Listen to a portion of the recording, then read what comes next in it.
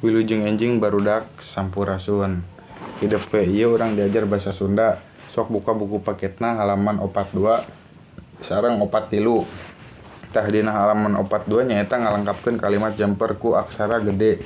Contona aya tadina handap anu kotak eta anu warna pink. Contohna Didi nyabak ka Bandung kamari. Tah di awalan huruf mimiti atanapi huruf pertama nyaeta kudu pake huruf gede. Misalkeun D na diganti jadi huruf D gede, anu tadina D leutik jadi huruf D gede.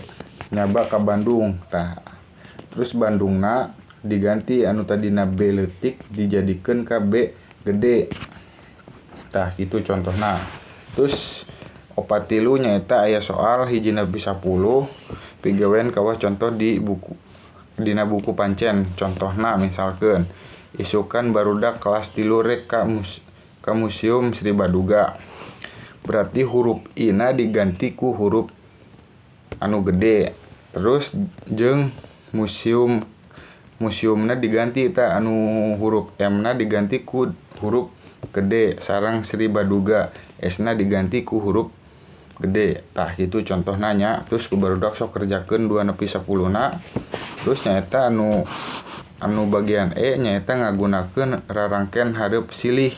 Contohna aya tah dina handap anu kotak anu warna pink. Contohna Markus jeung Dino silih hudag di lapangan. Terus anu kadua nyaeta tadi Dina jeung Ira silih teutepan wae. Tah kitu contohna. Terus ku barudak tah kerjakeun deui hiji nepi 10 na.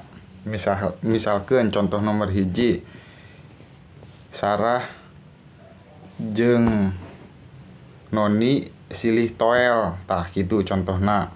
Terus ku barudak 2 nepi 10 na sok kerjakeun eta tos diberi contoh tadi.